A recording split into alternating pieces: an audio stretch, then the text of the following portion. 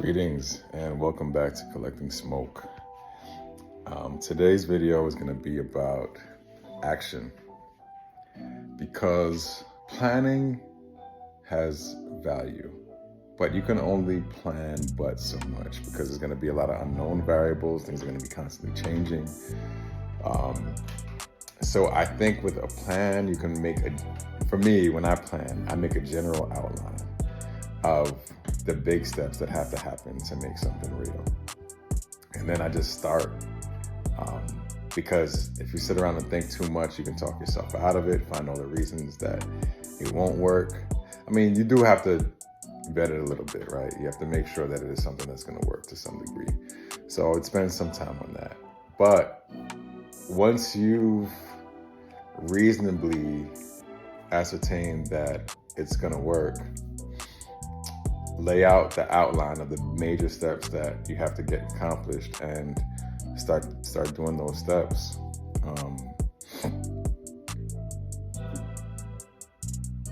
The reason I bring that up is because I know for me personally, I can't actually get going or really get into something until I just start doing it. I'll give you an example. I got into crypto, and I actually lost a good chunk of money. So I was talking about some debts that I'd paid off. Basically, I was investing in crypto, and normally I pay my credit card bills in full each month. But instead of doing that, I was so sure that it was going to go up. I said, I'll carry my balances for a while, and I'll just keep investing funds in crypto. And then it crashed when I thought it was going to go up.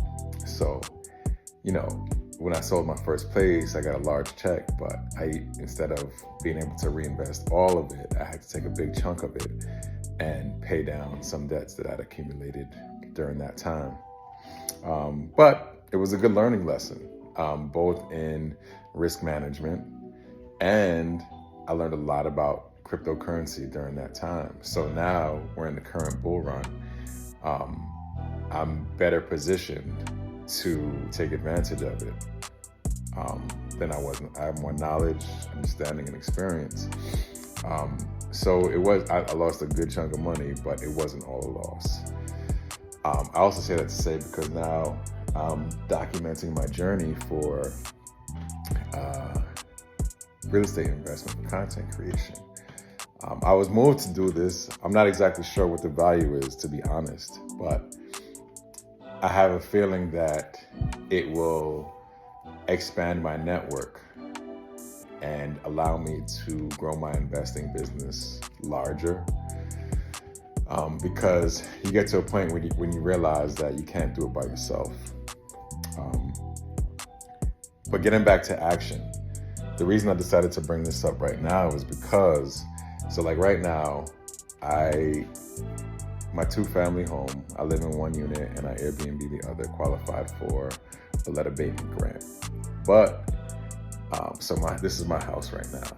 I got everything off the walls and in the center of the rooms so that they can come and redo the windows, the baseboards, the trim, anything that has lead in it is going to be abated. And I've been on the fence about buying this equipment to hold my phone that has a light and it's fancy and it's simple. I'm probably going to end up getting it, but I just want you to see my setup here. Like right now, I got this old easel that my girl's been hanging these flowers from just to dry them out and save them. And I just freaking been using this here to secure my phone to this easel to make my videos. I'm gonna do that until I decide I'm ready to buy the proper stand. The point that I'm making is that in the beginning, in my opinion, you start off looking into the viability of something. Like, can this make money? There are certain things that you're gonna miss, certain things you're gonna be wrong about. But the whole journey of being a real estate investor is really learning. And the more that you learn, the more that you grow, the better investor you become. And your bank account grows as a reflection of that. So you're not gonna be perfect. Be prepared to make mistakes.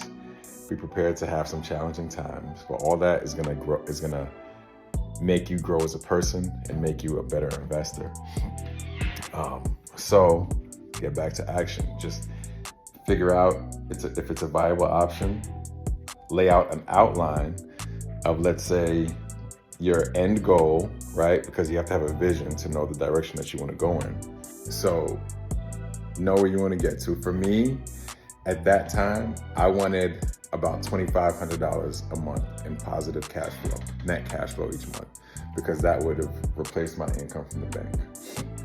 The thing that you don't realize that you're doing is, as you reach certain landmarks, you keep moving the dial. So sometimes it feels like you're standing still or you're not getting to where you want to be. But when you look back on your original goal, you're like, oh, snap, I passed that goal. But I keep moving the goal line or the goal post, and I didn't realize. So one, I think that having a goal or objective has way more value than you realize. But they don't teach us in school. Having a goal or objective is a significant, because if not, you're like a ship in the ocean without a rudder. You're not going anywhere. You don't have a direction or an aim or a bullseye, anything you're working towards. You're just kind of floating about. And when you're floating about, you just end up helping other people in their dreams, right? That's what a job is. You work at a job. Whoever is the owner or the CEO, you're helping them to reach their goals, right? Not to say there's anything wrong with it, by any means. I'm not saying that at all, because that may be a significant part of your goal or objective. All I'm saying is that, in my opinion, one of the biggest challenges in life is knowing what you want. A lot of people are upset about what they don't have, but they don't really know what they want to be able to say, this is what I want, this is what I'm upset that I don't have. They're just, kind of frustrated with their position. But I would argue that kind of the first thing that you have to do is know what you want. Like what you want, how you want to spend your day every day. You know what I mean? Like you have to get clarity yourself before you can have a clear steps in where you want to go. So along with action, or the first step to action, I think, is getting clarity around where you want to go, where you want to be. And then you just reverse engineer it to say, all right, for me to live my life, I would like to be able to, get up at 8 o'clock every day.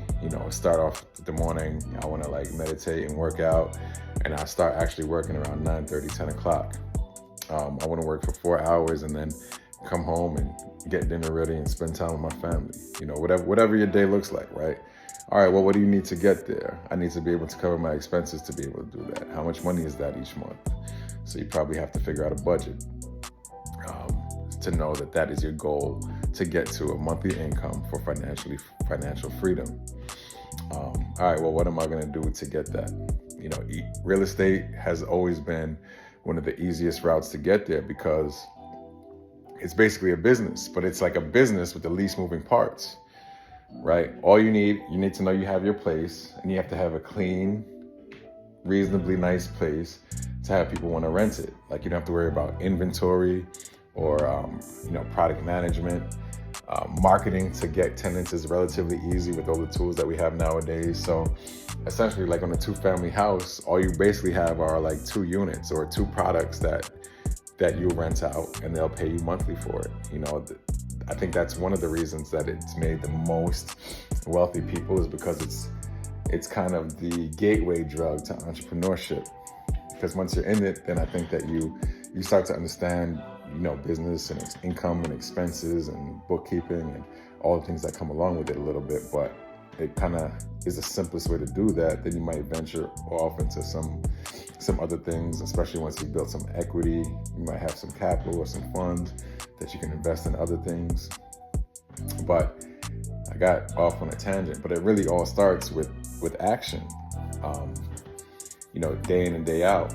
So one of the things that I'm gonna do consistently on my platforms is challenge you, question you, asking you, do you have clarity around where you want to go, and what action have you taken today to get towards that? I mean, it's really that simple. It's not easy, but it's very simple. So with that being said, I'll just leave you to it. The next video, I'll probably be back in my whiteboard with my clamp on my easel. But yeah, so I'll just keep bringing you along on my journey, and hopefully it is insightful and it inspires you to figure out yours and to begin your journey. I think that's it for today, and don't forget to rein yourself in.